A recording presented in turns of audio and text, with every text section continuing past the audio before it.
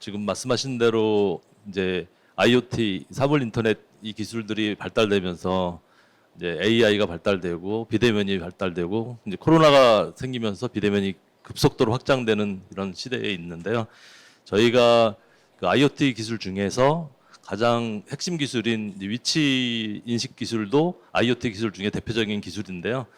저희는 위치 인식 기술을 중심으로 제가 준비한 내용을 공유 드리도록 하겠습니다.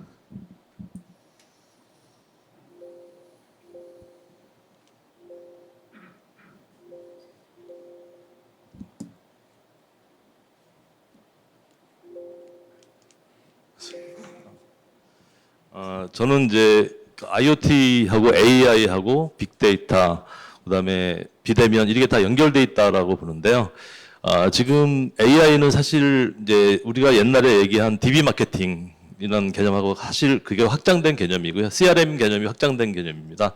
왜냐하면 데이터를 가지고 여러 가지 인공지능으로 여러 가지 데이터를 보면서 기획을 해서 서비스를 만들어내고 여러 가지 우리가 기계들을 만들어내는 그런 기술이기 때문에 그래서 여기서 빅데이터는 이제 가장 중요한 그 데이터 중에는 누가 언제 어디서 무엇을 어떻게 왜 했느냐라는 것들에 대한 데이터들을 쌓아놓고 그 데이터들을 가지고 분석을 해서 여러 가지 AI 기술을 적용을 하고 또 비대면 서비스 적용을 하는 건데요.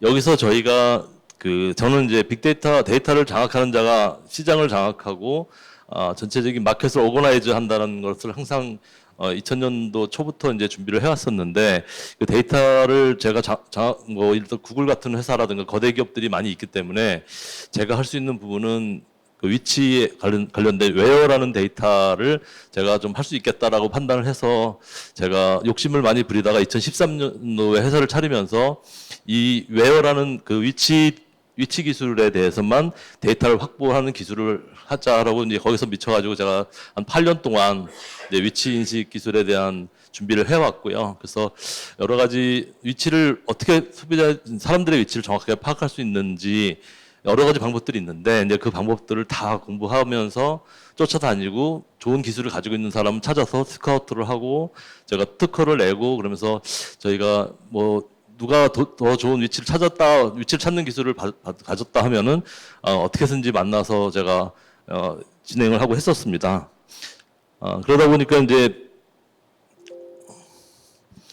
저는 위치를 인식하는 일반적인 방법은 이제 가장 다 잘 알려진 이제 GPS가 우리 인공위성이 올라가 있어서 인공위성이 쭉 전 세계 지구 어느 곳에서든 위치를 잡아주는 그런 기술이 이제 누구나 알고 핸드폰 안에서도 우리가 GPS를 온을 하면은 내 위치를 어느 정도 파악할 수 있습니다. 그러면 근데 GPS는 아시다시피 이제 큰 범위 내에서 뭐 2km 반경, 뭐 작게는 막 여러 가지 방법을 통해서 기술적인 방법을 통해서 뭐 20-30m 간격까지 줄일 수도 있지만 GPS의 기술은 뭐 어떤 건물 내부에서 일어난 많은 문제라든가 층간 문제라든가 뭐 예를 들면 5층에 있는지 1층에 있는지 지하에 있는지 알 수 없고 어떤 큰 바운더리 안에 있다라는 것을 알 수밖에 없기 때문에 GPS 가지고 어떤 로직을 가지고 더 확장할 수 있고 범위를 줄일 수는 있지만 GPS 가지고 한계가 있는 겁니다. 그래서 많은 서비스들이 GPS로 일어나고 있지만 더 많이 일어나야 될 서비스들이 GPS 하나로는 이루어질 수 없는 거라서요.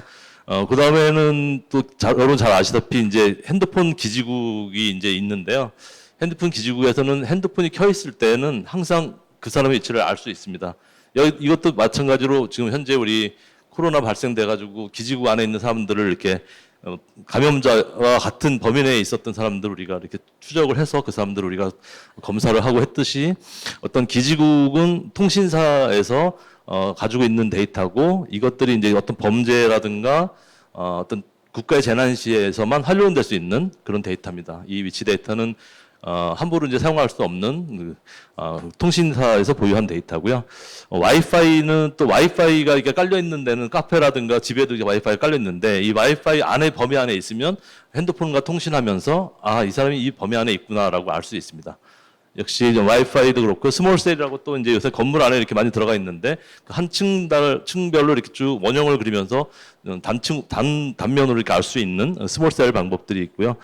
그다음에 이제 블루투스라고 또 이제 우리 핸드폰에 블루투스를 이렇게 켜놓으면요, 블루투스 신호가 이제 계속 발생이 되거든요. 블루투스 신호를 받을 수 있는데, 블루투스 신호를 발생시키는 기계를, 단말기를 블루투스 비콘이라고 하는데, 이걸 일반적으로요, 비콘 같은 것들을 설치를 해놓으면 그 비콘에서 나오는 신호를 내 핸드폰에서 받아주는 겁니다. 그래서 블루투스를 온 해놓으시면 블루투스 신호가 있는 데서는 제 위치가 이제 블루투스 범위 내에서 잡히는데요.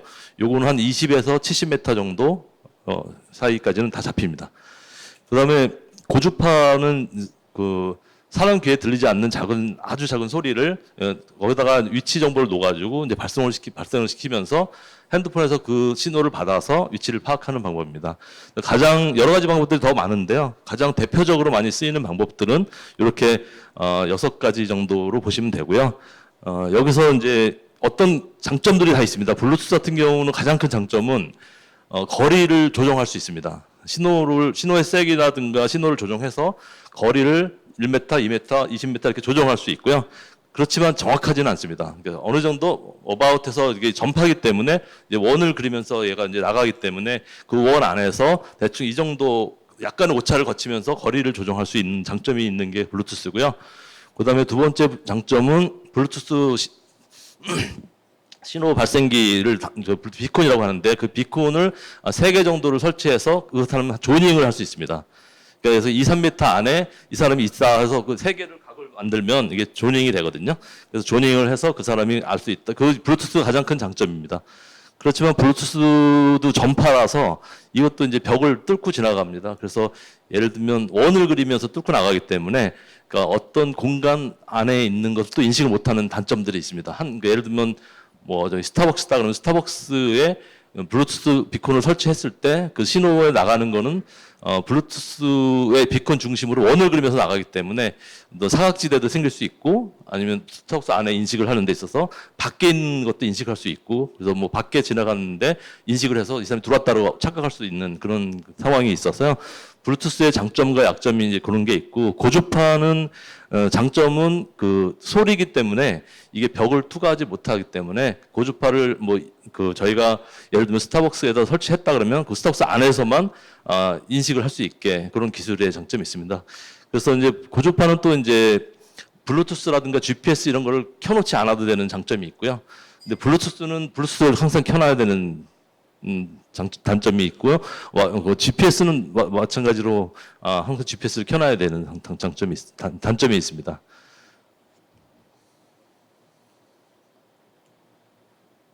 저희가 이제 그 위치를 인식함으로써 할 수 있는 서비스가 이제 GPS 방식으로 인식할 수 있는 건 뭐 내비게이션도 있고 다양하게 많이 있지 않습니까? 그런데 그것들이 예를 들면 GPS 방식에서 우리가 뭐 보스턴 같은 데 가면 이제 고가도 많고 막 그러는데 저는 이제 출장을 가게 되면은 핸드폰을 켜고 그 구글 맵을 켜고 이제 저희가 그 내비게이션을 켜고 다니는데 내비게이션이 먹통이 돼 버리거든요. 지하도로 들어가 버리면. 그다음에 또 고가로 갔으면 또 고가 인식을 못 하거든요. 그래서 막 길을 막 잘못 헤매고 먹통이 되는 경우가 굉장히 많습니다. 그런 경우 그러니까 내비게이션이 좋은 큰 틀에서는 GPS를 이용하지만 세부적으로 많은 문제들이 있고요. 그래서 제가 여기 내비게이션에 만약에 피지컬 디바이스를 지하도라든가 이런 데 보조를 하게 되면은 좀 더 정확한 인식을 할 수 있는 그런 상황들이 있습니다. 그리고 여기 지금 글씨가 작아서 잘 안 보이실 텐데요. 뭐 공항에 설치했을 때, 그 다음에 횡단보도에 설치했을 때, 뭐 박물관에 설치했을 때 여러 가지 이제 서비스들이 나오는데 저희가 한 100여 가지 서비스를 기획을 했고요. 여기서 한 30여 가지는 이미 개발이 완료돼 있어서 상용화된 건 한 10개 정도 상용화돼 있고요.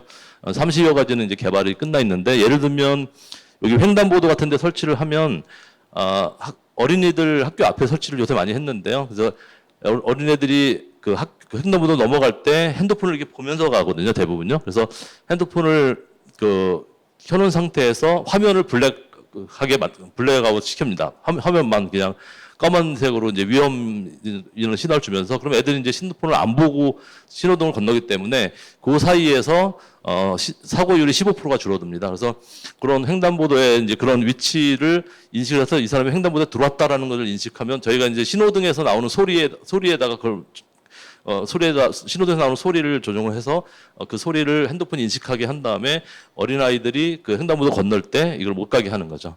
또 하나 예를 들면 뭐 여기 여러 가지가 있는데, 뭐, 학교나 유치원 같은 것도 있는데, 애들이 이제 학교에 스쿨버스를 탔다, 그 다음에 학교에 도착했다, 유치원에 도착해서 다시 어디로 갔다가, 이 돌아가는 걸 샌드위치라 그래가지고 위치를 엄마한테 샌드를 해주는 겁니다. 그래서 애가 어디 있는지를 이제 정확히 엄마가 아는 거죠. 그래서, 그 다음에 이제 치매 노인들도 이제, 우리가 가끔가다 이제 길을 잃으시는 경우가 있기 때문에 그분들한테 위치를, 자식들이 알 수 있는 방법들, 뭐 이런 것들 가지고 여러 가지 서비스가 이제 나오고 있는데 그런 것들을 좀 더 정교하게 위치를 잡느냐, 러프하게 잡느냐, 그것 따라서 이런 GPS 방식으로 잡으면 이제, 이 바운더리 안에는 있는데, 잡기가 명확히 어디 있는지 못 찾으니까 좀 더 정교하게 잡을 수 있으려면 이게 지금 어디 안에 커피숍 안에 들어가 있다, 아니면 어디 뭐 학교 안에 들어가 있다, 뭐 이런 걸 다 알 수 있습니다.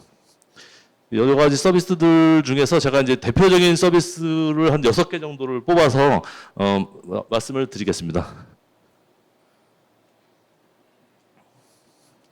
요거는 이제 현재 스타벅스에서 이루어지고 있는 일인데요. 그래서 커피를 이제 주문을 하고 앱에서 주문을 하고요. 그다음에 거기서 결제를 하고 나면 이제 스타벅스 딱 들어가면은 커피가 착 알아서 나오는 그런 서비스입니다. 그래서 동영상을 한번 보시겠습니다.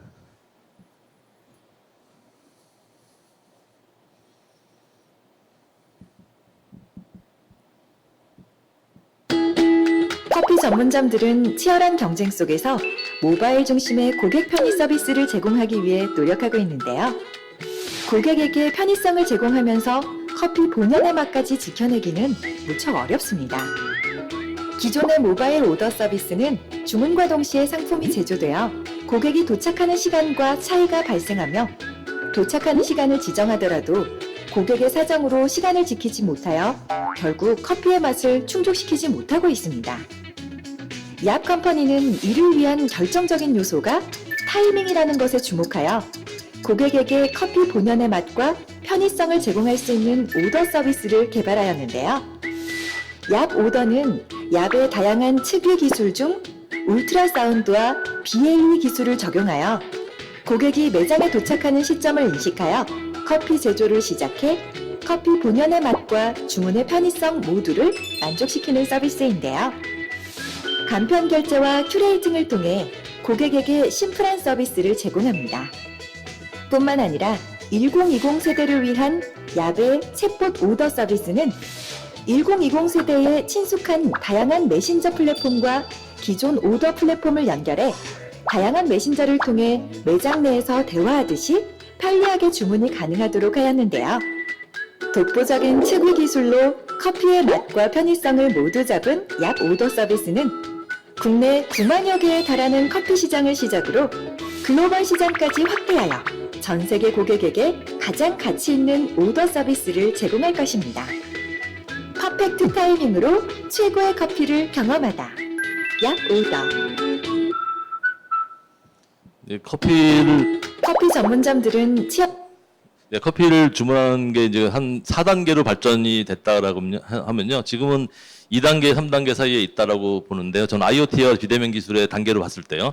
첫 번째 단계는 우리가 뭐 일반적으로 커피숍에 가서 줄 서서 커피를 주문을 저만과 마주치면서 주문을 하고 돈을 내고 계산을 하고 이거를 진동벨을 받아서 갖고 있다가 진동벨이 오면은 커피를 찾으러 가서 또 오는 방법이 현재 1단계에서 많이 이루어지고 있는 방법이고, 그다음에 모바일 오더라고 해서 이제 기본적으로 위치 인식 기술 없이 주문을 미리 한 다음에 그다음에 매장 가서 한 번 더 주문을 해서 내가 왔다라는 걸 알려서 하는 방법이 있거든요. 아니면 그 주문을 한번 바로 나오게 해서 기다리지 않고 뭐 좀 식더라도 가서 이렇게 픽업하는 방법이 있고요. 이게 이제 모바일 오더도 지금 많이 이제 하고 있고요. 그다음에 위치 인식 모바일 오더가 3단계라고 보시면 앱에다가 예를 스타벅스 같은 거라든가 투썸 플레이스라든가 이런 앱에다가 주문할 수 있는 기능을 넣는데 GPS로 이제 인식을 해서 이제 하는 방법입니다. GPS라든가 그러면 GPS로 오더를 하면은 역시 이제 예를 들면 뭐 스타벅스에 내가 주문을 했는데 GPS는 이게 범위가 넓기 때문에 그 범위 안에 한 3, 4개 매장들이 있거든요. 근데 어느 매장으로 갈지를 인식을 못 합니다. 그러면 매장을 선택을 해야 되고 버튼을 눌러서 또 그 매장을 해당 매장을 찾아가야 되고 근데 또 그 매장에 갔는데 다시 한번 내가 왔다는 걸 또 알려야 됩니다. 그래서 GPS 방식은 어떤 그런 단계로 가야 되고요. 4단계에서 저희 그 기술을 쓰면은 스타벅스 매장에 다 설치가 돼 있으니까 밖에서 주문을 하고 아무 데나 매장은 들어가도 들어갔을 때 이제 홀드하고 있다가 주문을 시스템에서 홀드하고 있다가 역삼 2호점에 왔다 그러면 역삼 2호점에서 바로 그냥 인식을 해서 그 사람의 커피를 주는 방식입니다. 근데 한 단계 더 올라가서 저희가 이제 요거를 지금 앱을 가지고 하고 있는데요. 앱을 하지 않고 카카오나 뭐 메신저 같은 데서 이제 친구를 내가 선택을 한 다음에 거기 스타벅스도 있고 뭐 커피빈도 있고 쫙 있는데 내가 친구를 선택을 딱 한 다음에 그거 대화를 하는 겁니다. 그 대화를 할 수 있는 시스템이 이제 다 지금 오픈돼 있는데요. 그래서 저희는 이제 페이스북하고 연동을 해서 페이스북 메신저에서 이제 글로벌 주문을 저희가 지금 스타벅스랑 지금 글로벌이 얘기를 하고 있는데 그러면 이제 페이스북 메신저에서 내가 스타벅스를 찾은 다음에 거기서 그 메뉴가 뜨거든요. 그럼 거기서 주문하고 결제하고 그다음에 굳이 앱을 안 깔아도 되는 그런 단계까지가 이제 4단계에서 또 마지막 단계까지 가 있는 단계입니다. 이거 한 번 더 보시고 그다음에 이건 이제 요 시스템은 이렇게 구현이 좀 돼 있고요. 아직은 저희 회사에 이제 커피숍에 구현이 돼 있습니다. 소개해 드릴게요. 먼저 페이스북 메신저 앱을 클릭하고 등록된 약 라운지 오더 챗봇으로 들어갑니다. 라운지 오더를 클릭하면 여러 개의 카테고리가 있습니다. 커피와 차, 아침, 저녁을 주문할 수 있는데요. 저는 커피 메뉴를 클릭해서 아이스 아메리카노를 주문하겠습니다. 주문할 커피에 결제하기를 누르고 결제를 하면 영수증이 나옵니다. 아직 주문이 들어간 상태는 아닙니다. 저희 오더 시스템은 신선한 상품을 제공하기 위해서 매장에 방문하면 약 비콘을 통해 자동으로 상품을 제조하게 되어 있습니다. 이제 아이스 커피를 마시러 약 라운지로 한번 가볼게요. 매장으로 들어가겠습니다. 저는 주문을 위해서 카운터로 가거나 줄을 서지 않고 자리에 바로 앉겠습니다.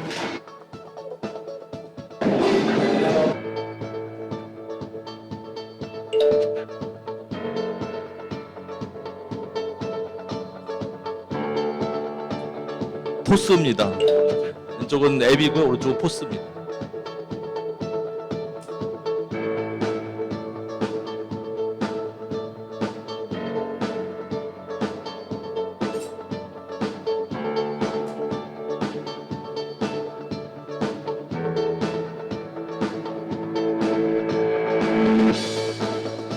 커피를 받으러 가겠습니다.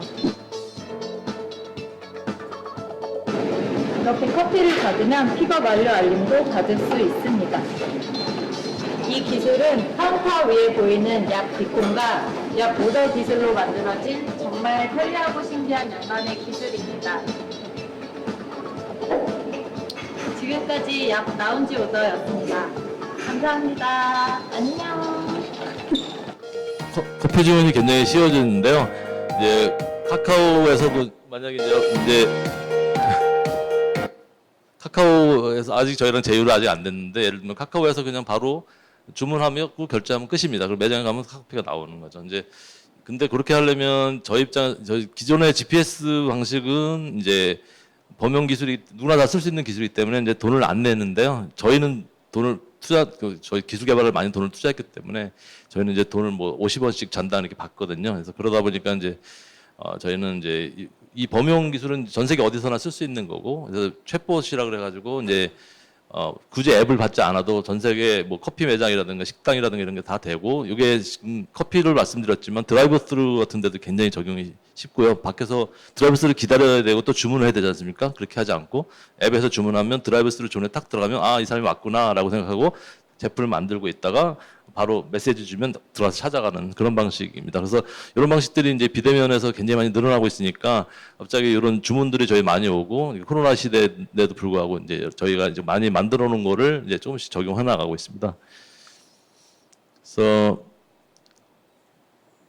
두 번째, 이게 너무 많아. 제가 시간을 좀 줄여서 가겠습니다. 두 번째 서비스는 이제 쇼핑이라 그래가지고 저희 이마트에 저희 테스트를 한 거가 있는데요. 매장에 이제 약 300개, 400개 정도 비콘을 심어서 매장에 들어갈 때 웰컴을 해주고 매장에서 이제 돌아다닐 때 그 애기 엄마가 기저귀 앞을 지나갈 때 기저귀 프로모션이 나오고 애기 또 예를 들면 분유 프로모션이 나오고 이렇게 되는 겁니다. 그래서 수많은 기저귀 중에 한 개 기저귀가 1+1 행사 같은 거를 이제 막 신제품 나왔을 때 알려줘서 가져가게 해주는 그런 서비스인데요. 그러면 이제 매장 앞에서 팝업이 바로바로 되는 겁니다. 그 프로모션 내용이요. 아니면은 요거는 이제 들어갈 때 나는 이 서비스를 받겠다라고 이제 허락한 사람한테만 보여지는 거고요. 그러면 이제 예를 들면 그 마트의 그 기존 고객 데이터랑 결합시켜서 그 사람이 많이 사는 게 무엇인지 어떤 사람인지를 체크해서 그 사람이 이제 들어가서 다닐 때마다 그 사람한테 원하는 제품들을 이게 조닝을 해서 나오는 이건 블루투스 기술과 이제 울트라사운드 기술이 결합되어 있는 건데요.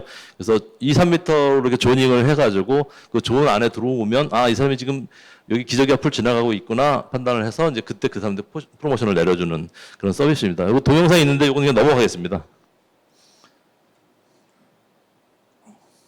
그 다음에 저희가 요새 전시회에서 예를 들면 박물관 같은 데 가면 이렇게 우리가 이어폰을 받고 막 그러지 않습니까? 이제 그 귀찮고 뭐 잘 되지도 않고 그러는데 이제 박물관에 가면 그 작품 앞에 딱 서면은 그 작품에 대한 설명이 자동적으로 나오는 서비스입니다.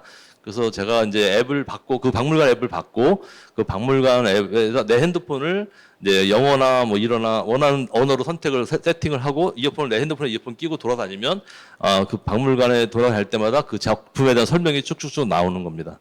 그래서 요거는 저희가 삼성전자 같은 데 가면 1년에 한 번씩 기술 대전이라고 해서 새로운 신기술들을 그룹사 임직원들한테 정원동전 빌려가지고 전시를 하거든요. 예, 그때도 이제 저희 기술을 써서 삼성 그룹의 임직원들이 그 기술을 볼 때 그 기술 앞에서 그 기술에 대한 설명을 막 하는 겁니다. 이것도 완전히 비대면이죠. 그러니까 이것도 사물 인터넷입니다. 이게 사물과 인터넷이 이제 사물과 인터넷으로 사물관 커뮤니케이션 하면서 이제 이 사람이 여기 왔다는 걸 알게 되면서 큐레이터가 필요 없는 그런 서비스들을 하고 있는 겁니다. 그래서 이거는 박물관이라든가 전시회라든가 뭐 이런 데서 많이 사용되고 있습니다. 현재도요. 이거 한번 동영상 잠깐 보여주시겠습니까?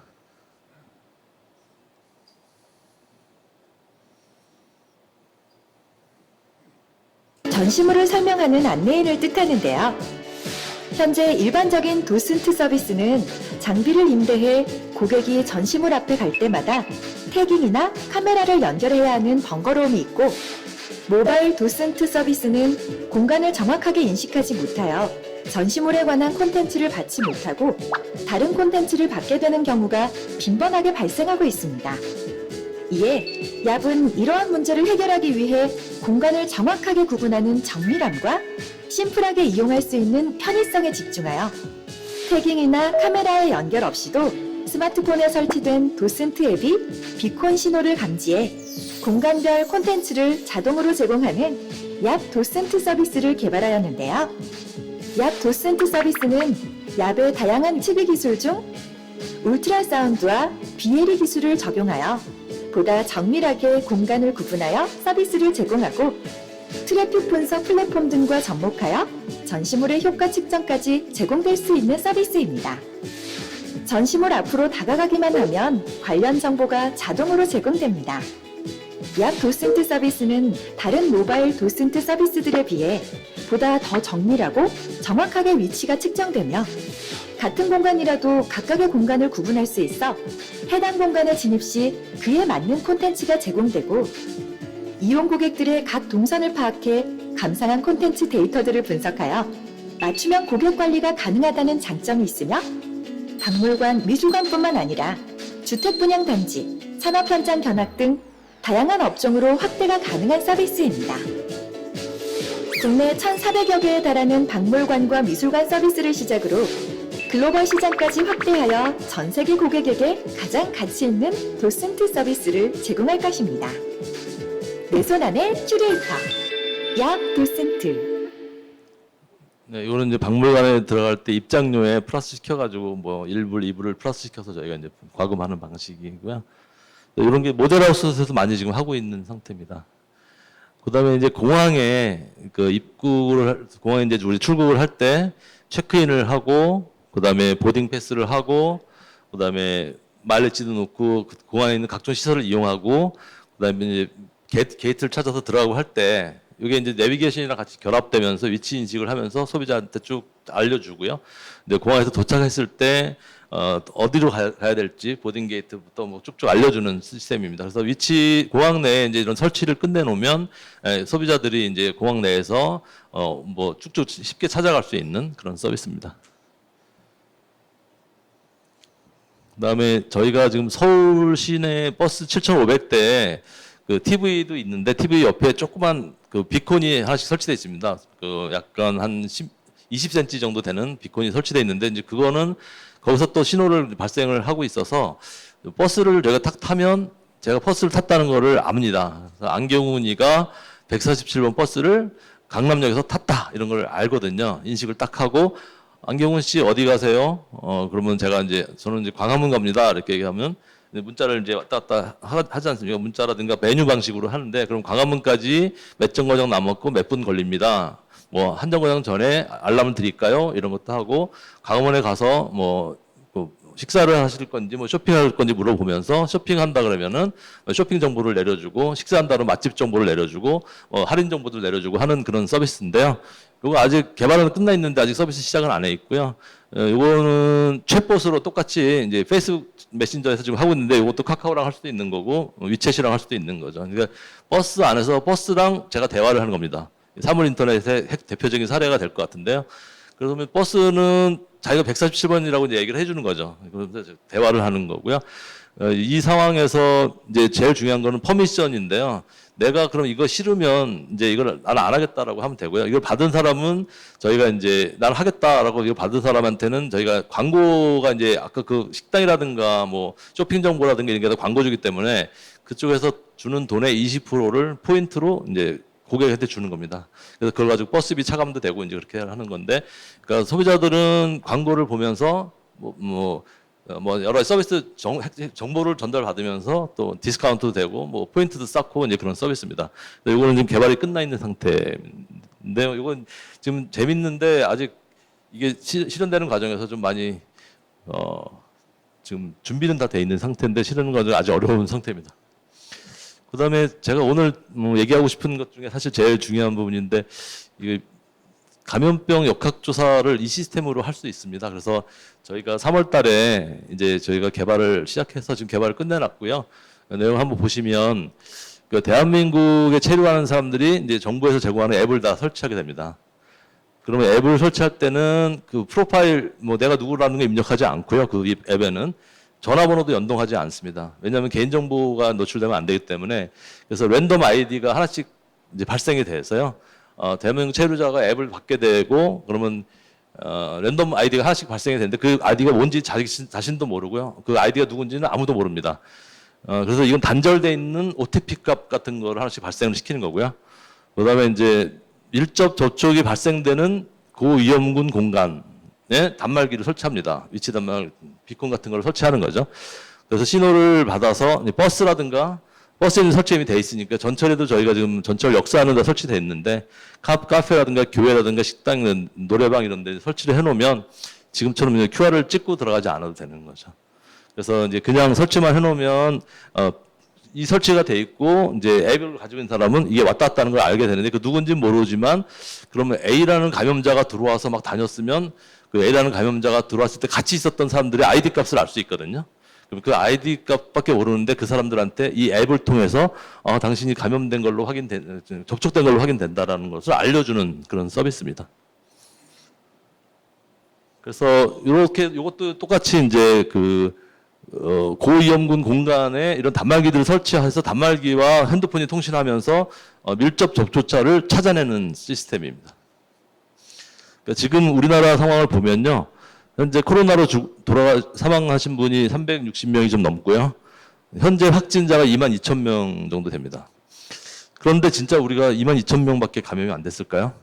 네, 그래서 저희가 이제 검사 중인 사람이 지금 27,000명인데 이 중에서도 이제 감염된 사람이 있겠지만 사실 이제 검사 중이지도 않은 많은 사람들 중에 우리가 몇만 명인지 몇백 명인지 몇천 명인지 모르지만 더 많이 감염된 사람이 있을 것이고 그다음에 그 사람들과 접촉한 사람이 10배, 20배 정도 있을 것이고요. 그 밀접 접촉자도 이제 접촉자도 가능성이 꽤 높은 분들이라고 이제 봐야 되겠습니다. 그래서 이런 분들이 만약에 50만 명이 있어요. 다 합쳐서 언노운 그러니까 알려지지 않은 밀접 접촉자와 감염자가 50만 명이 있다라고 가정을 했을 때 현재 뭐 많이 쳐서 그러면 5천만 명의 인구가 그 50만 명 때문에 지금 아무것도 못 하고 있는 거 아닙니까? 그래서 저희는 이제 이 밀접 접촉자를 실시간으로 파악을 해서 그 사람들에게 좀 더 다른 사인을 줘가지고 그 사람들과 그 밀접 접촉자를 빨리 분리하고 그 사람들을 치료해주는 프로세스를 거치면서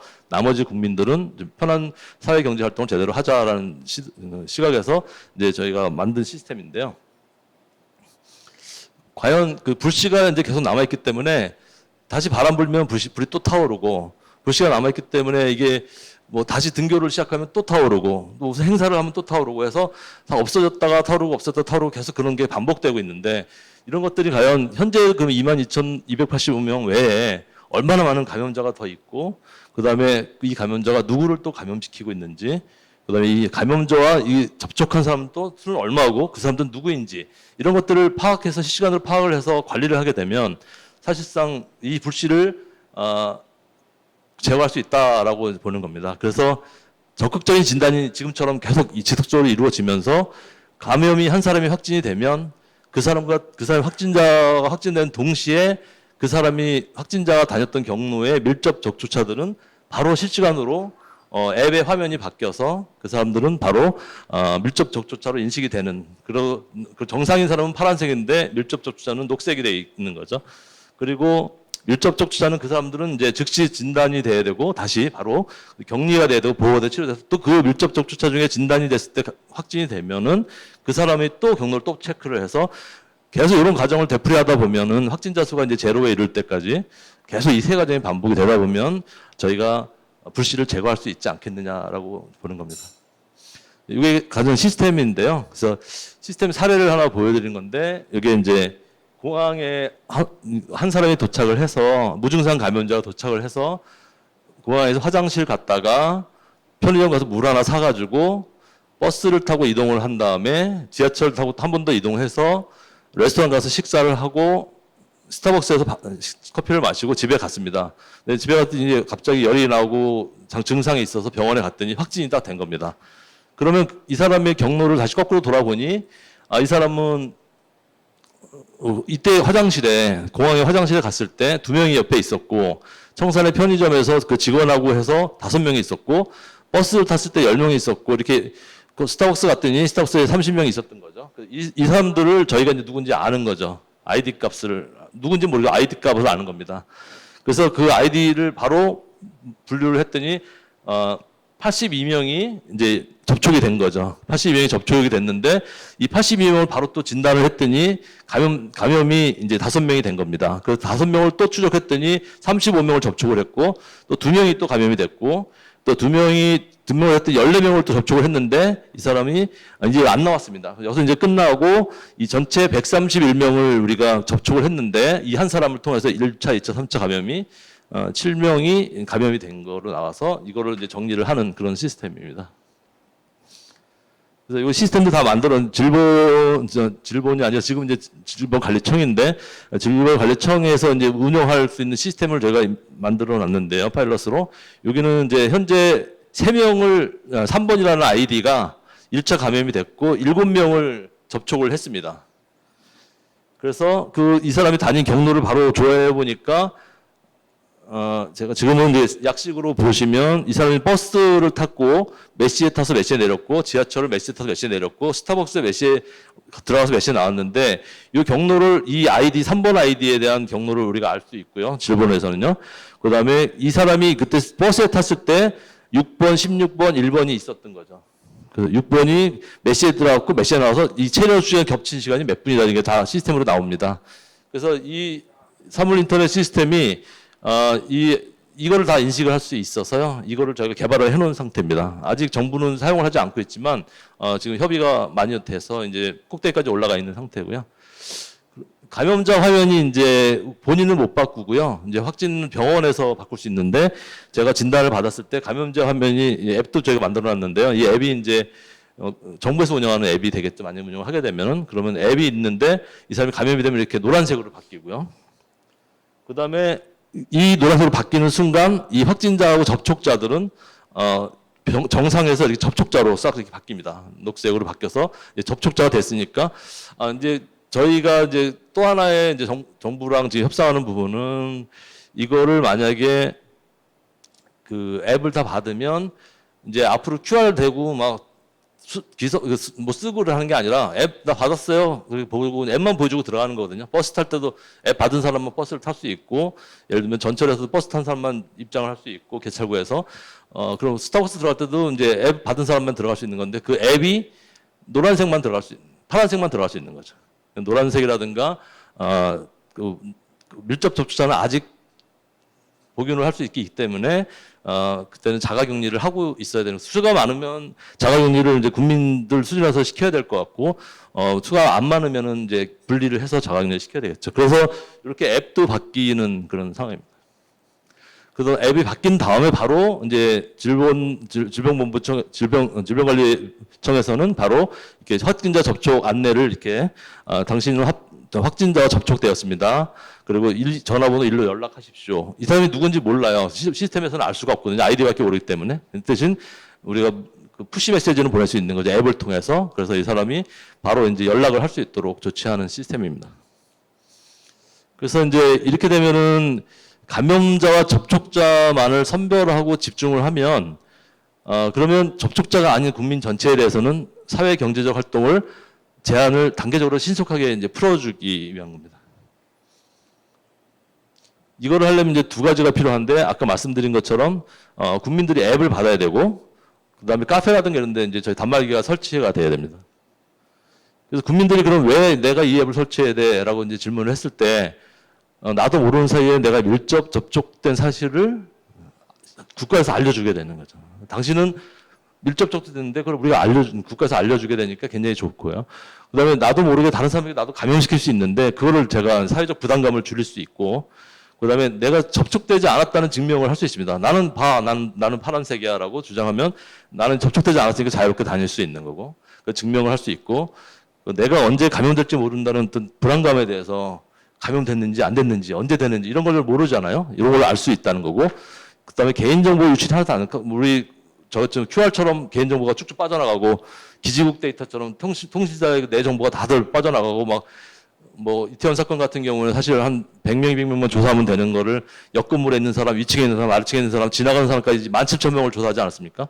그 17,000명의 기지국 데이터, 기지국에서 통신사 데이터가 다 넘어가서 경찰로 사법조사하고 막 그러지 않습니까? 17,000명 잡지도 못했고 이런 일이 벌어지지 않는 거죠. 그래서 이런 개인정보 유출에 대해서도 정보 유출이 안 되니까 내가 감염 접촉이 되지 않는 한 내가 누군지 전혀 모르고 접촉이 됐을 때 그때는 내가 이제 알려줘서 내가 누군지를 알려줘야 되는 그런 상황입니다. 그 국민 앱을 이렇게 되면 이제 국민들이 설치를 하지 않을까라고 이제 저희가 이제 생각하고 있는 거고요. 이것도 뭐 다른 이슈가 있겠지만 지금 현재로서는 그렇습니다. 그 다음에 그럼 장소에서 단말기를 왜 설치해야 되지? 이렇게 물어봤을 때 지금처럼 QR 쓰세요, 뭐 이렇게 뭐 하세요 할 때 사람들이 부담감을 가지고 내 정보가 누출되니까 안 하기도 하고 많이 그러는데 귀찮으니까 또 할지 몰라서 못하고 막 교육시키고 하는데 그 앞에서 그냥 들어왔다 놨다 아무것도 하지 않고 들어왔다 놨다 할 수 있다는 거죠. 그래서 그다음에 또 밀접 접촉 사실을 정확하게 또 알게 해주기 때문에 예를 들면 QR은 들어간 시간밖에 모르지 근데 이거는 들어가서 내가 이 사람하고 몇 분 동안 교차해서 같이 있었지? 라는 걸 다 알 수 있거든요. 그래서 그런 정확히 알게 해주기 때문에 직원이나 고객을 감염병으로부터 보호할 수 있는 거죠. 자기 자신, 고객, 직원들을 보호할 수 있는 거고, 뭐 QR 방식이 QR 방식이나 수기 방식이 전혀 어려운 데가 있습니다. 못 하는데, 근데 거기서 지금 감염이 많이 되고 있거든요. 근데 알 수 없죠. 깜깜이 감염자라고 합니다. 그런 거 가지고. 근데 그게 어디서 많이 발생되냐면 버스, 지하철. 거기는 들어가 있는 거를 감염자가 같이 탔었는지 아무도 모르거든요. 같이 탄 사람이 누군지를. 그런 데라든가 공항이라든가 이런 데는 QR 방식과 수기 방식이 적용이 불가능한 곳에서도 밀접 접촉 사실을 알 수 있고, 그다음에 그런 부담감이라든가 개인정보 유출이라든가 이런 게 다 고객의 입장에서 이제 거부감이 많으니까 그걸 줄일 수 있어서 이제 이렇게 단말기를 다 설치한다라고 보시면 되고요. 그러면 이제 방역을 강화시키면 경제가 무너지고 경제를 활성화시키려니까 방역이 무너지고 계속 그러고 있으니까 방역과 경제의 중간 조율을 잡는 게 아니라 방역과 경제 두 마리 토끼를 다 잡는 방식입니다. 이렇게 되면 방역이 되면서 경제를 잡히는 거고 현재 K방역이 스피디하게 정확하게 완벽하게 마무리될 수 있다라고 보고 앞으로 이제 신종 바이러스가 또 대한민국 진입됐을 때 이렇게 설치가 다 돼 있으면 대한민국 바이러스 청정국가를 만들 수 있다. 그다음에 네 번째는 이 시스템을 K방역을 세계 표준으로 만들고 글로벌 할 수 있다는 건데 여기서 이제 가장 중요한 기술이 이제 위치인식 기술이지 않습니까? 이제 그 위치인식 기술에 대해서는 기존의 블루투스 방식이라든가 뭐 GPS 방식이라든가 와이파이 방식이라든가 울트라사운드 방식 이런 것들을 다 이제 결합한 융합 비콘이거든요. 이거는 융합 비콘이라서 각각의 장점들을 다 활용해서 한 비콘 한 기기에서 그걸 발송을 시키면서 이 위치를 다 정확하게 잡아내는 그런 기술입니다. 이 기술은 저희가 특허가 70여 개로 특허가 나 있어서 다른 데가 할 수도 없고 기술도 따라올 수도 없는 어떤 그런 기술을 갖고 있습니다.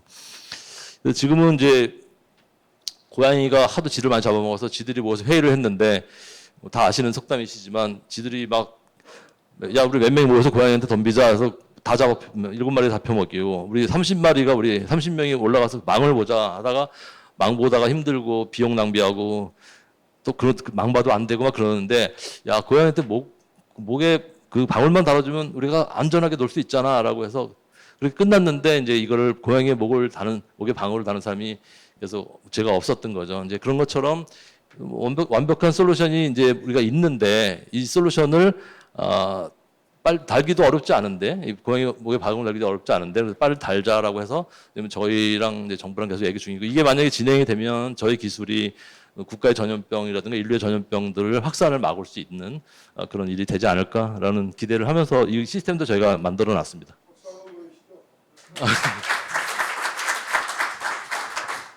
기술의 핵심을 조금 더 말씀을 드리면 이태원 사건 같은 거 예를 들면요.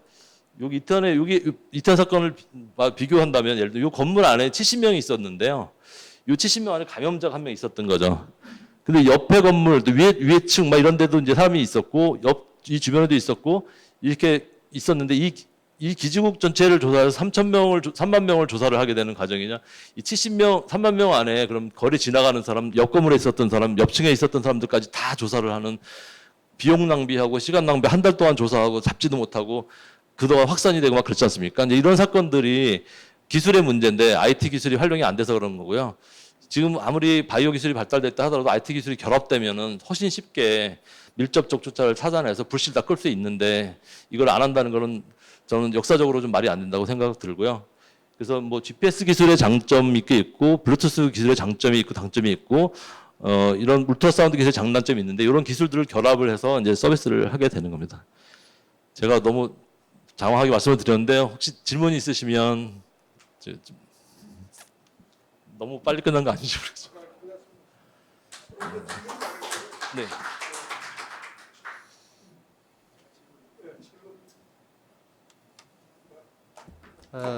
그 테이블에 있는 질문지 혹시 있으면 좀 회수해서 주시고요. 대표님께서 빨리 말씀하시느라고. 근데 네. 여기 먼저 질문 하나. 네, 먼저 네, 질문해도 되겠습니까? 잠깐만요.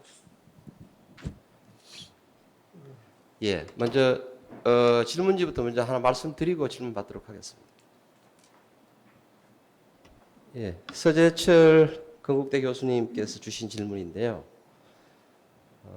그 야외 비콜이 설치되는 곳의 위치를 어떻게 파악할 수 있느냐? 예컨대 IP 어드레스 같은 것들에서 파악하는 거냐? 아니면 실제로 이제 그 사용자들이 그 위치를 파악하고 주문을 하든가 이렇게 해야 될 질문이신 것 같은데 아까 예. 설명을 주시긴 하셨는데 네. 자동으로 인식된다고 하셨는데 조금 더 설명을 좀 더 쉽게 말씀을 네. 드려야 될 것 같은데요. 비콘에서는 신호를 발생을 시키고 있고요. 그 신호는 블루투스 신호나 와이파이 신호나 그다음에 울트라사운드 같은 소리, 그러니까 나머지는 다 전자파고요. 그다음에 울트라사운드 소리인데 이런 걸 계속 3개나 1개나 2개를 목적에 따라서 이제 계속 발송을 시킵니다. 그게 위치 정보거든요. 나는 스타벅스 역삼 2호점이야라는 신호를 10초간 계속 보냅니다. 10초에 한 번씩. 그냥 단말기에서는 인터넷에 연결되지 않은 단말기입니다. 그래서 그 단말기에서 계속 신호를 나는 역삼 2호 스타벅스 역삼 2호 나는 147번 버스 147번 그 17번 버스야 이렇게 얘기하고 나는 지하철 지금 7-4 뭐 지하철 나 지금 그 신호를 계속 보내고 있거든요. 얘는요. 10초 간격으로. 그러면 이제 제 핸드폰에서 이걸 받는 겁니다. 안경훈이가 이제 저는 아이디 값으로 할 수도 있고 안경훈이 직접 등록되면은 이제 퍼미션을 하면 직접 퍼미션 한 사람이 안경훈이가 역삼 2호점에 있네라는 이 신호를 묶어 가지고 서버로 보냅니다. 그러면 안경훈이나 역삼 2호점에 있네라고 하면서 거기에 맞는 또 컨텐츠 서버를 끌어와서 그 사람한테 맞는 컨텐츠를 그때 보내줍니다. 그래서 단말기는 단절돼 있는 단말기는 그냥 신호만 보내는 거고요. 그 단말기 설치할 때마다 저희가 신호값을 줍니다. 그 소리 안에 신호가 있는 거죠. 그리고 블루투스 값 안에 신호가 있는. 그래서 그 받는 거는 핸드폰이 받아서 핸드폰이 인터넷망을 통해서 여러 가지 서비스를 하게 되는 겁니다. 그러니까 그 질문 주신 서 교수님 취지는 아마 이제 비콘이 있는 위치를 알아야 네. 내가 사용할 거 아니냐 이런 취지 같은데 지금 그런 게 아니라 자동으로 인식이 돼서 네네. 우리 와이파이 그 권역에 조원에 들어가면 와이파이 자동으로 인식이 되듯이 사용자들은 그 비콘이 설치되어 있는지 안 돼 있는지는 예. 일반 위치 기반 서비스의 기능이 원래 비콘에 설치되어 있으니까 사용자들은 비콘이 있는지 없는지를 사실 인식할 필요가 네. 없다는 말씀. 예. 그래서 네. 저희가 이제 다른 모든 서비스는 퍼미션 베이스거든요. 그러니까 소비자 허락을 받은 사람, 나는 스타벅스의 사이렌 오다를 이용할래라고 하는 사람은 나는 이걸 이용하기 위해서 그래 내가 그럼 주문을 할 때 내 위치를 잡아도 돼라고 허락을 해주는 사람한테만 해주는 거고요. 그럼 내가 스타벅스에서 나왔을 때 위치 빼줘라고 했을 때 이제 그거를 저희가 항상 프로세스 안에 이제 그 퍼미션 프로세스가 있습니다. 그 안에 그 컨텐츠 그 동의가 있습니다. 그래서 스타벅스라든가 이런 것도 아니면 아까 같은 어린이가 돈 넘어 건널 때 하는 거는 엄마들이 아니면 학교에서 강제해서 애들은 위험하니까 강제시켜서 그냥 앱을 받게 하는 것도 있고요. 어린아이들은. 그다음에 이제 대부분은 다 퍼미션 앱이고요. 이 국민앱 같은 경우는 지금 그러면은 국민앱들은 국민들이 다 동의를 해야 되는데 그래 너 내 위치를 알아도 좋아. 근데 나에 대해서는 알지 말고 내 아이디 값까지는 오케이. 근데 그 아이디 값만 알아 너는. 그 대신 더 이상 알지 마라고 국민들이 오케이를 해줘야 되는 건데 그 앱을 받는 순간 그것들은 이제 정부가 어떤 비상 상황에서는 그런 조치들을 취해도 되는 지금 뭐 기지국까지 데이터 까고 막 QR까지 까는데 이건 더 아무것도 아니지 않습니까? 아이디 값 까는 거는. 그래서 그러다 보면 이제 저희가 그 비콘 있는데 알려드려야 되거든요. 그럼 스타벅스를 만약에 주문하는 사람들은 스타벅스 안에 설치됐다는 걸 아시는 거고요. 그다음에 만약에 공항에서 설치됐다는 걸 서비스를 받고 싶으신 분, 이마트에서 그 서비스 받고 싶으신 분은 이마트에 설치됐다는 걸 아시는 거고, 그다음에 이거는 우리가 일반적으로는 이제 국민들한테는 여기 설치돼 있습니다라고 계속 개목을 해서 알려줘야 됩니다. 그래서 여기 지금 전체 커피숍 다 깔려 있고요, 공항 다 깔려 있고요, 그다음에 버스, 지하철 다 깔려 있고요, 지금 여기 레스토랑하고 노래방, PC방 다 깔려 있습니다. 국민들은 거기 들어가실 때 이제 들어갔다 나오시면 감염자랑 교차가 됐는지 안 됐는지 저희가 알 수 있습니다라고 해서 국민들한테는 이 정확히 이 사용자와 국민들한테는 이 비콘이 어디 깔려 있는지를 항상 공지가 항상 돼야 되고요. 그 사전에 그 퍼미션 되지 않으면 그건 이용할 수 없는 서비스입니다. 네. 예. 그 관련되는 질문 하나 더 하겠습니다. 그 이영석 회장님께서 주신 질문인데 이제 위치 기반 서비스에 따라 정확히 위치가 노출이 되고 파악이 되는 것이니까. 국민생활 편리함과 건강, 안전 추구 등의 취지는 좋지만 이른바 빅브라더의 문제가 있을 수 있지 않겠느냐. 그래서 자유가 제한되고 개인정보 노출이나 프라이버시 같은 것들이 이제 아마 노출이 될 우려가 있다고 있지 않느냐 질문 주셨는데 아까 강의 내용 도중에 더미 아이디 같은 것을 네. 부여해서 실제로 개인정보를 해석하는 거 아니라 네. 그 안에 들어있는 예를 들면 그 데이터 정보만 갖고 있어서 나중에 필요할 때 어떤 이제 영장이나 이런 게 따라서 추적할 수 있는 것이지 위치 기반 서비스를 파악하고 있다고 그래서 그게 아니라 모든 개인 정보를 다 캐치하는 것은 아니다 이렇게 아마 말씀 주시는 것 예, 같습니다. 맞습니다. 정확히 말씀 주셨고요. 그 시스템적으로 알 수 없게 이 방역 같은 데 사용될 이 아이디 값은 완전 단절된 OTP 아이디처럼 돼 있어서요. 시스템적으로 알 수 없게 만들어놔서 시스템을 다 운영 방식을 공개할 거고요. 그래서 뭐 알려고 막 추적을 막 한다 하더라도 진짜 알기 어려운 그런 거라서 또 알려고 하지도 않을 거고, 이것도 알려고 하면 국민들이 안 하게 나를 다 추적할 거 아니냐라고 해서 이제 제가 이제 저도 빅브라더 이슈를 가지고 제가 강의를 1시간 한 적이 있는데요. 이제 빅브라더는 조지 오웰의 소설에 나오는 얘기인데, 우리는 큰형이라고 얘기하는데, 실제로 사람들을 보호하고 사람들을 관리하고 사회에 좋은 선한 어떤 선한 역할을 하기 위해서 사람들의 위치를 파악하고 뭐를 하는지를 파악하고 이런 게 이제 빅브라더인데요. 그런데 실제 목적은 사회를 통제하고 사람들을 감시하고 이런 역할로 이제 바뀌어서 사회 전체가 불신의 사회와 감시와 통제의 사회로 바뀐다는 얘기인데요. 여기서 저는 이제 그거에 대해서 가장 평생 동안 뭐 평생은 아니지만 제가 성인이 돼서 이제 마케팅을 하면서 이쪽에 시스템을 만들면서 계속 고민하던 부분인데, 빅브라더의 선한 기능이 있고요, 악한 기능이 있는데, 이 시스템은 제가 만들 때부터 빅브라더의 선한 기능, 선한 목적 외에 악용되지 못하도록 시스템이 설계가 돼야 된다. 그래서 국가가 그 누구도 이거를 통제할 수 없고 볼 수도 없는 시스템을 만들어야 된다. 그래서 선한 목적 외에만 사용하고, 만약에 전염병 방지라면 전염병 방지 목적에만 사용돼야 되고, 만약 이게 다른 상업적 목적으로 사용된다 그러면 별도의 퍼미션 프로세스를 통해서 그 퍼미션 받은 허락을 한 사람들에 대해서만 상업적으로 또 사용돼야 된다라고 생각하기 때문에, 제가 이 어쨌든 이 뭐 CRM, AI 뭐 다 퍼미션 문제고 빅브라더 문제고 있습니다. 그래서 이 빅브라더 문제는 굉장히 사회적으로 중요한 이슈이기 때문에 이런 것들 철저히 선한 목적 외에는 쓰이지 않도록 오히려 거꾸로 통제를 하는 시스템을 만들어야 된다고 생각합니다. 굉장히 좋은 지적을 해주셨는데, 일반적으로 과학자들이 기술 개발의 기본적인 본질에 집착하기 때문에 과학의 발전에 관해서 굉장히 큰 기여를 하고 기본적으로 지식을 갖고 있습니다.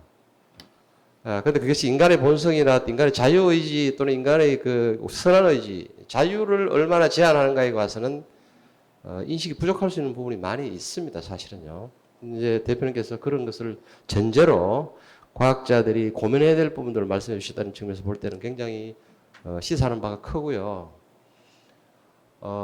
아인슈타인의 상대성 원리에 따라서 원자폭탄이 개발된 것은 인류에게 큰 에너지원이기도 합니다만은 인류에게 큰 재앙이 될 수 있다는 사실은 분명한 거거든요. 그래서 과학자들이 이런 거에 대한 기본적인 인식을 갖고 계셨다는 데 감사를 드리고요. 관련된 질문은 이거는 간단한 건 말씀 같이 드리겠습니다. 예를 들어서 카사빌라 이재욱 대표님께 주신 질문인데, 예를 들어서 광화문 집회 때 핸드폰 가지고 있는 사람들이 전부 기죽에 포착되었다. 그래서 정부로부터 연락을 받고 코로나 검사를 받았다는 이야기가 있다. 라는 이야기 있는데, 이건 이제 확인을 해야 될 사항이기 때문에 실제로 경찰이 영장에 의해서 그렇게 했는 건지 아니면 불법으로 했는지는 알 수가 없는 일이기는 합니다. 그런 검사를 받았다고 합니다. 만약 그래서 이제 우려사항을, 핸드폰 전원을 끊어오면 기죽에 포착되지 않는다는데 사실입니까? 이 말씀을 주셨는데, 이거 뭐 약 컴플에 대답할 일은 아니지만 어쨌든 과학자시니까 말씀을 주시면, 네. 핸드폰 끊어오면 되는 겁니까? 네. 저도 그런지 알고 간단하게. 있는데 네. 핸드폰 꺼놔도 잡힌다는 사람이 있긴 하더라고요. 근데 저는 정확히 핸드폰을 꺼놨는데 어떻게 기지국에서 신호를 못 주기 때문에 알 수 없다라고 생각하거든요. 핸드폰을 다시 키는 방식은 또 있으니까 몰래 켜가지고 알게 하는 방식이 있겠죠. 범죄 잡을 때 그렇게 하니까요. 근데 실제로 뭐 꺼놓은 상태에서는 기지국에서 잡을 수 없고요. 근데 저희 저희 국가 법을 보면은 국가가 재난 시에라든가 위기 상황 시에는 국민들의 그 정보를 깔 수 있습니다. 오픈할 수 있는데, 이번에 코로나 같은 경우는 재난이라고 봤기 때문에 사실 범죄자를 잡는 데만 사용되는 통신 데이터와 카드 사용 데이터, 이 두 가지를 노출을 보건복지부 쪽에 해준 거고요, 질본에. 그래서 거기서 그걸 이제 잡은 거죠. 그래서 굉장히 좀 위험한 방식이었지만 그래도 저는 국가가 잘했다고 생각합니다. 왜냐하면 그렇게 해서라도 일단 코로나를 잡았었잖아요, 처음에는요. 근데 제가 대통령이라도 그때는 방법이 없었으니까, 지금 방법이 우리가 좋은 방법이 생겼지만 그 당시에 방법이 없었으니까 기죽 방식으로라도 해서 뭐 기죽 방식 카드 사용 데이터, 그다음에 인터뷰 이렇게 해서 세 가지 방식을 합쳐서 빨리 코로나 감염자가 만약에 그 뭐 한 명이 있는데 그 중에 만 명이 있었다 하더라도 이제 그걸 잡았어야 되는 거는 방법이 없으니까 이렇게 했는데 이제는 좀 그렇게 하지 않고 좀 더 고도화돼서 해야 된다라고 저는 생각합니다. 그래서 그 굉장히 그 잡을 수 없다고 저는 생각합니다. 결론은요. 꺼놓으면은. 예, 진행을 조금 더 빨리 하겠습니다. 네, 그 임병훈 대표님 아까 직접 질문하실 수 있으시니까 한번 말씀 먼저 해주시죠. 말씀 들으시고 객장 질문 다시 하겠습니다. 네. 예, 저는 스마트 팩토리 구축 및 위탁 운영 전문회사 텔스타 홈멜의 대표입니다. 오늘 강의 잘 들었습니다. 뭐 얍 컴퍼니가 차세대 유니콘 기업이 되는 건 시간 문제라고 생각할 만큼 좋은 인사이트 얻었습니다. 감사합니다. 우선 좋은 솔루션이기 때문에 공공성이 있는 쪽으로 할 수밖에 없을 거라는 생각이 좀 듭니다. 그렇지만 제 관심사인 중소기업을 포함한 제조기업에서 지금 개발하신 솔루션들을 다양하게 많이 쓸 수 있을 것 같습니다. 그걸 그런 제조기업 쪽에 지금 개발하신 솔루션을 어떻게 하실 전략을 가지고 계신지 그거 하나 하고 얍이라는 그 로고를 포함한 이름이 굉장히 흥미롭습니다. 그것에 대한 어떤 스토리 좀 말씀해 주시면 고맙습니다. 저희 서비스 중에 제조업을 위한 공장을 위한 서비스도 있습니다. 그래서 아까 제가 30여 가지가 개발이 끝나 있다라고 했고요. 100여 가지가 지금 기획이 돼 있다고 했는데 그 중에서 이제 출퇴근을 할 때 막 공장 쫙 들어가서 줄 서서 들어가고 체크인하고 들어가는데 그냥 들어갔다 나왔다 하면 출퇴근 기록이 다 되거든요. 이제 그런 것들 기록이라든가 아니면 뭐 다양한 이 기술들을 활용해서 뭐 보안을 할 수도 있습니다. 그래서 어떤 보안 지역을 통과를 못하게 할 수도 있고 하게 할 수도 있고 뭐 그런 기술도 있고 그래서 일단 여러 가지 기술들이 제조업에서 사용될 수 있는데 사실 가장 많이 사용되는 거는 그 서비스 쪽에서는 굉장히 많은 기획들이 나오고 있는 상태입니다. 안전이라든가 편의성 뭐 이런 쪽으로 많이 포커스를 해서 하고 있습니다. 네, 그리고 네, 야부 의성은 야합이 어떻게 네. 네. 실제적으로 이제 그건 일반적인 어떤 관리 개념이고 네.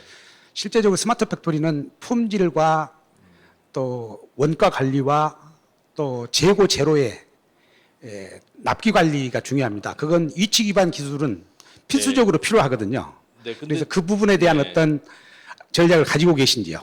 저희 기술은 대부분 이제 그 한 1m에서 70m 사이의 공간 관리 개념의 기술이 저희가 굉장히 뛰어나 있지만요. NFC가 저희 기술 말고도 NFC 기술 같은 거라든 태그 기술 이런 것들이 사실상 공정 관리에서는 더 많이 사용되고 있고 저희보다 훨씬 뛰어납니다. 그쪽 면에서는요. 그래서 저희가 장점이 있지만은 아무래도 뭐 GPS가 사용하는 그런 큰 틀이라든가 아니면 또 그렇게 아주 접촉식으로 해야 되는 그런 큰 작은 범위 마이크로한 범위 내에서는 또 저희보다 다른 기술들이 더 앞서 있고 저희가 거기까지는 제가 못 들어갔고요. 거기까지 들어가려면 또 이미 또 많은 또 투자가 돼야 되기 때문에 지금은 저희는 한 1m에서 한 70m 사이의 공간 관리 그쪽에 저희가 포커스되어 있습니다. 예. 얍은 제가 이제 2013년에 창업을 할 때 그 브랜드를 무엇으로 질 것인가 고민을 굉장히 많이 하다가 그 얍 아일랜드라는 섬이 있습니다. 실제로 팔라우하고 사이판 사이에 있는데요. 그 섬이 원시섬인데 되게 예쁘고요. 그 섬이 이제 그 화폐론에 보면 화폐의 4,000년 전에 최초로 사용된 곳이 얍입니다. 얍 아일랜드입니다. 그래서 거기 가면 돌들이 이렇게 있는데 그 돌들이 구멍이 뚫려 있는 돌들이 큰 돌들이 있는데 그게 이제 화폐로 사용됐던 그걸 가지고 물건을 사고 생선도 팔고 했던 그 화폐 기원에서 이제 얍을 땄고요, 제가. 나중에는 이제 이게 거래가 되고 커머스가 되고 이제 그럴 때마다 이제 자동적으로 그러니까 페이 하는데 페이의 거꾸로가 얍이거든요. 그래서 페이는 그냥 페이만 하지만 얍은 페이 하면서 모든 거를 서비스를 편의성을 담은 한 방의 페이라고 그래서 돈 페이 두 얍이라고 저희가 슬로건을 만들었었는데 그래서 그냥 페이만 하는 게 아니라 페이가 별도로 분리된 게 아니라 그러니까 예를 들면 편의성, 주문과 뭐 이런 것들이 한 방에 다 되는 그렇게 깊은 뜻이 있었군요. 저는 우리말 의성어 얍에서 딴 이야기인 줄 알았는데, 네, 알겠습니다. 그 기술적인 부분에 질문이 있으셔서 아까 제가 말씀드릴 때 NFC 말씀을 드렸는데 그 NFC에 대한 그 활용 기능 이게 아까 그 비컨하고 약간 관련이 있습니다만은 이제 내용 기술적으로 아시니까 그 이민용 씨가 주신 질문이신데 NFC 기능이 현재 충분히 활용되고 있는지요?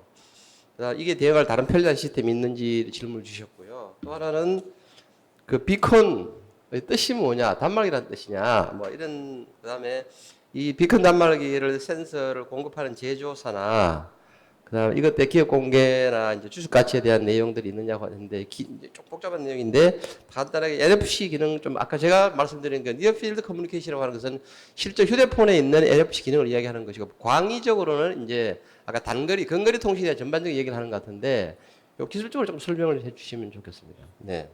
NFC 쪽은 이제 전문가들도 많으시고 저는 전문가가 아닌데요. 예를 들면 버스 탈 때 이렇게 태깅 하시지 않습니까? 이제 그런 거는 만약에 태깅할 때 그 기술이 NFC 기술이 대부분 많이 들어가거든요. 근데 저희는 이제 버스를 타면은 알게 되니까 그래서 버스를 타도 그냥 자동으로 결제가 되는 거 지금 저도 시도를 하고 있는데 되지 않아도 되는 뭐 NFC 쪽은 저희가 잘 알지는 못하고요. 일단 NFC를 대체할 수 있는 시장을 우리가 계속 치고 들어가고 있고요, 저희도요. 근데 NFC가 좋은 것도 있지만 또 어려운 태그를 해야 되는 또 불편함이 네, 있어서 맞습니다. 네. 예, 그런 것들은 저희가 침범하고 들어가고 있는 상태입니다. 그리고 아까 그다음에 비컨 비컨. 단말 네. 센서. 비콘이라 하면요 일반적으로 블루투스 비콘을 비콘이라고 합니다. 그래서 그건 범용 단어고요 그냥. 그래서 일단 단어가 형성이 돼서 비콘의 원래 왜 이렇게 만들어지는지 저도 잘 모르는데 비콘이라는 거는 블루투스 신호를 받아서 대응할 수 있는 그 근거리 통신이거든요. 그래서 근거리 통신의 신호를 발생해 주는 기계, 근거리 통신의 신호를 블루투스 신호를 발생해 주는 기계를 비콘이라고 하고요. 그걸 핸드폰에서 일반적으로 핸드폰에서 받고 또 핸드폰에서도 비콘 블루투스를 보낼 수도 있고 핸드폰에서 받을 수도 있거든요. 근데 그런 것들은 또 블루투스라는 기술이 또 진일보되어 있는 겁니다. 근데 저희는 이제 얍은 이제 비콘인데 비콘이긴 비콘인데 거기다가 이제 울트라 사운드 기능이라든가 다른 와이파이 기능이라든가 다른 추가적인 실내 내비게이션 기능 이런 걸 결합시켜서 신호를 발생시키는 거라서 저희는 융합 비콘이라고 하고요. 혹은 얍 비콘이라고 하고도 PK 비콘 이렇게 K 비콘, 융합 비콘, 얍 비콘 이게 다 저희 비콘이고요. 다 융합 비콘입니다. 그래서 일반적으로 비콘은 이제 블루투스 비콘을 비콘이라고 합니다. 이 프로그래머나 과학자들이 쓰는 용어들 중에 만드는 애들 중에 일반인들이 이해하기 어렵고 대표적인 용어가 뭐냐면 바이러스라는 말이 있습니다. 안철수 씨가 만들었을 때 바이러스라는 그래서 처음에 나왔을 때 정말로 그게 무슨 오염이 돼서 그 옛날 하드디스크 같은 것을 뜯어먹는 줄 그렇게 이해하고 있는 사람들이 초창기에 그런 이야기 있습니다. 바이러스가 프로그램인데 소프트웨어를 그냥 바이러스 이름을 붙였을 뿐입니다. 지금 비컨이니 뭐 블루투스 이런 말들이 원인을 그러니까 유래를 따져보면 뭐 블루투스가 옛날에 네덜란드 왕이었니 어쩌니 뭐 이런 아주 다양한 의견들이 있습니다. 그래서 과학자들도 자기들이 이 말을 최초로 쓴 사람이 왜 썼는지에 관해서 공부할 시간이 아마 없었을 겁니다. 열심히 연구하시느라고 인터넷 한번 찾아보시면 도움이 될 것 같고요. 추가적으로 질문 드리겠습니다. 아까 비용에 관해서 한 건당 50원 정도 받는다고 말씀하시긴 하셨는데 이 객장에 이준희 대표님께서 주신 질문은 아마 이런 것 같습니다. 이게 이제 결국은 액세스가 되면 통신 비용이 발생할까? 그러니까 아까 그 소프트웨어 사용 비용 말고 통신 비용이 발생될 거 아니냐? 그럼 통신 비용은 누가 부담하느냐? 라는 질문을 주셨고요. 이게 역시 개인정보 보호 문제는 아까 앞에 말씀드린 내용과 비슷합니다. 그러니까 이게 통신 비용이 분명히 발생하긴 할 것 같습니다. 그죠? 근데 이런 거에 대해서 네. 와이파이나 무제한을 다 쓰고 계시기 때문에 뭐 거의 발생되지 않는다라고 저희는 생각하고 있고요. 만약에 통신비를 그렇게 무제한 쓰지 않고 이제 그 통신 사용량에 따라 발생이 된다면 약간의 통신료는 조금 발생이 되는데 뭐 거의 발생되지 않지만 약간의 통신료는 발생될 수 있습니다. 왜냐하면 이 교신하는데 발생되는 게 아니고요. 이걸 교신한 다음에 인터넷망을 타니까 핸드폰이요. 그 망을 탈 때 이제 서비스 받으면서 그 망 탈 때 인터넷 사용료가 나가기 때문에 그게 지금 대부분 무제한을 쓰신다고 저희는 시장에서 알고 있고요. 그래서 특별한 분 빼놓고는 발생되지 않는데 만약에 발생된다라도 그 양은 많지는 않습니다. 인터넷 네이버 들었다 놨다 하시는 거 뭐 그런 거 수준이라고 보시면 될 것 같습니다. 근데 조금 더 제가 보조 질문을 드리면, 네. 근데 우리가 와이파이를 쓰면 네. 통신 비용은 발생하지 않죠. 와이파이 망을 쓰면 전혀 제로입니다. 가입비가 들기 때문에 예, 예.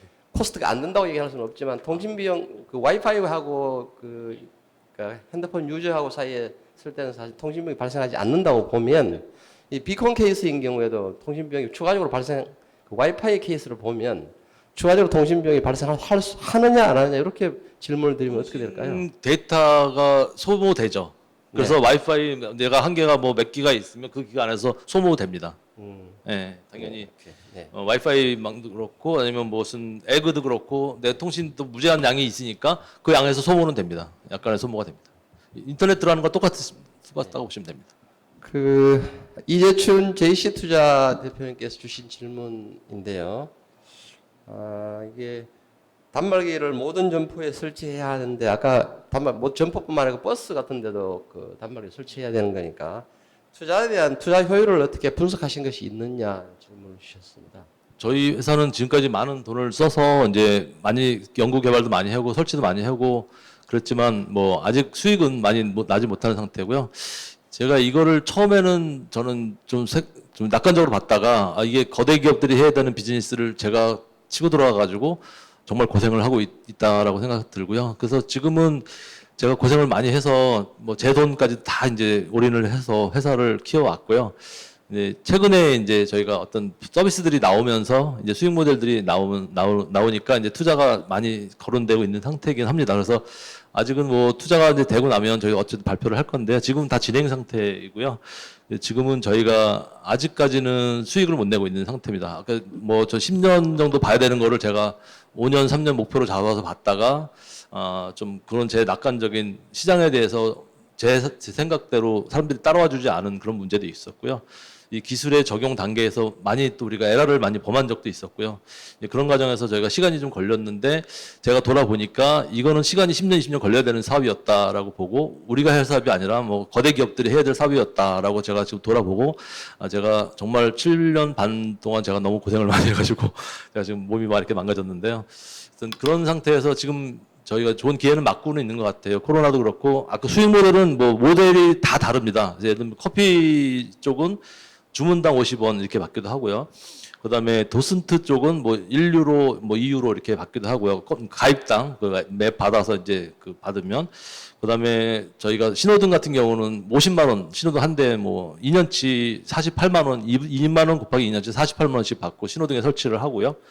모델마다 다 이제 수익 모델은 다르고요.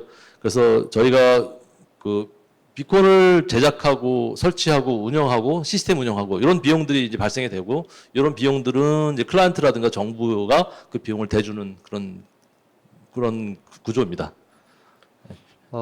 그 비즈니스적 측면에서 질문 주신 분 한 분 더 연결해서 질문 말씀드렸어요. 이게 이제 그 직접 그 약컴퍼니 기술력과는 관계 없는 이야기이긴 하지만 그 사업적 측면에서 질문이 있어. 가재산의 피플스 그룹의 가재산 회장께서 주신 질문인데 약간 길기는 합니다만 제가 읽어드리겠습니다. 비대면 시대가 다가오면서 아예 사무실이 없는 회사들이 코로나로 인해 더 주목을 받고 있습니다. 이미 유니콘 기업에 대한 오토매틱사나 한국의 로켓펀치 같은 회사들이 대표적인데 대면 업무에 익숙한 한국의 경우에 그 전망을 어떻게 보시느냐라는 질문이 있고요. 사무실이 없는 기업들의 한계점이나 성장을 위해서는 무엇이 가장 중요하다고 생각되느냐 질문을 주셨는데 아까 애로사항을 말씀을 하시기는 하셨습니다. 그런데 만일에 이제 기업을 해 오셨으니까 지금 여기 계시는 분들이 다 이제 기업 가시들이 하고 아이디어를 주시거나 또는 정책 대부분 이런 경우에 플랫폼 비즈니스인 경우에 정책 당국의 배려가 많이 필요한 부분들이 있습니다. 그래서 그런 아이디어를 좀 말씀을 주시면 아까 이게 사업을 하는데 어떻게 보시느냐 비대면 사업의 성장 전망에 관해서 어떻게 생각하느냐. 저는 이제 우리가 이전 사회로 돌아가기는 쉽지 않을까 하는 생각이 들고요. 이전 사회를 그리워해서도 안 된다고 생각합니다.